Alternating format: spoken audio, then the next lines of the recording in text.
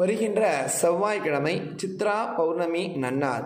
சித்ரா பௌர்ணமி அன்று சித்திரகுப்தரை எல்லோரும் வழிபடுவது வழக்கம். யமலோகத்தில் நாம் செய்த பாவ புண்ணியங்களின் கணக்கை எழுதி வைப்பவர்தான் சித்திரகுப்தர்.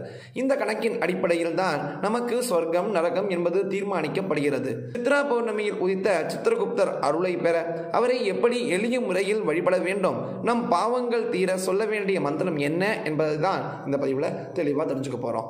வருகின்ற செவ்வாய்க்கிழமை சித்ரா பௌர்ணமி அன்று சிறிய கலசம் ஒன்றை வைத்து அதில் சித்திரகுப்தரை ஆவாகனம் செய்யலாம். அதாவது உங்களிடம் இருக்கும் செம்பு அல்லது பித்தளை கலசத்தில் சுத்தமான தண்ணீரை நிரப்பி அதற்கு மஞ்சள் குங்குமம் இட்டுக் கொள்ளுங்கள்.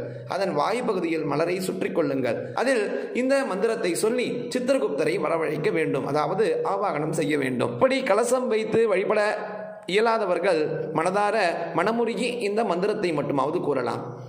சித்ரகுப்தம் மகாப்ராஜ்ஞம் லேகணி பத்ர சம்ஹிதம் சித்ராரத்னாம்பரதரம் மத்தியஸ்தம் சர்வதேகினாம். மறுபடியும் சொல்றேன். சித்ரகுப்தம் மகாப்ராஜ்ஞம் லேகணி பத்ரதாரிணம் சித்ராரத்னாம்பரதரம் மத்தியஸ்தம் சர்வதேகினாம். பூமியில் நாம் தெரிந்தோ தெரியாமலோ செய்த பாவங்களுக்கு விமோசனம் தேடுவதற்கு சிறந்த நாள் தான் இந்த சித்ரா பௌர்ணமி. அன்றைய நாளில் நாம் வழிபடும் ஒவ்வொரு விஷயமும் நம்முடைய புண்ணியங்களையும் பாவங்களையும் பற்றியதாக இருப்பது மிகவும் நல்லது.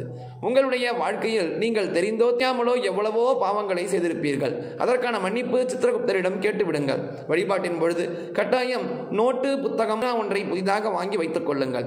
உங்கள் வீட்டு அருகில் இருக்கும் குழந்தைகளுக்கு நோட்டு பேனா வாங்கி கொடுப்பது மிகவும் நல்லது.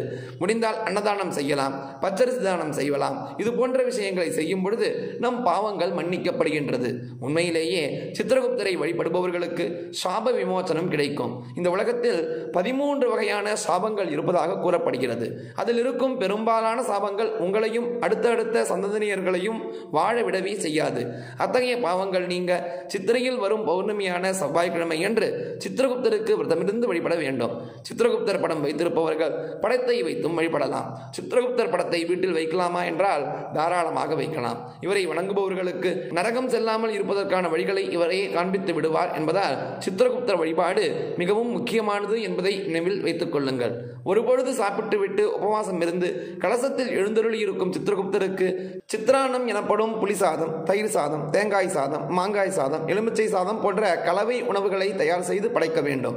உப்பு, தயிர், பசும்பால் இந்த 3 பொருட்களையும் அன்றைய நாளில் நீங்கள் எடுத்துக்கொள்ளக்கூடாது என்கிற நியதியும் உண்டு. ஆகவே இந்த 3 பொருட்களை தவிர்த்து உணவு எடுத்துக்கொள்வது மிகவும் நல்லது. நிவேதன பொருட்களுக்கு இவை தடையல்ல. நீங்கள் சாப்பிடும் உணவில் இந்த 3 பொருட்களை தவிர்த்துக் கொள்ளுங்கள். இரவில் இவற்றை குடும்பத்துடன் சேர்ந்து நில ஒளியில் அமர்ந்து சாப்பிட்டு விரதத்தை முடித்துக் கொள்ளலாம். கட்டாயம் இதுவரை இருந்த கஷ்டங்கள் அனைத்தும் நீங்க இந்த எளிய வழிபாடு உங்களுக்கு கை கொடுக்கும் என்ற கருத்தோடு நாளைக்கு சந்திக்கலாம். ஜெய ஜெயசங்கர, ஹர ஹர சங்கர, மகாபிரிவா போற்றி.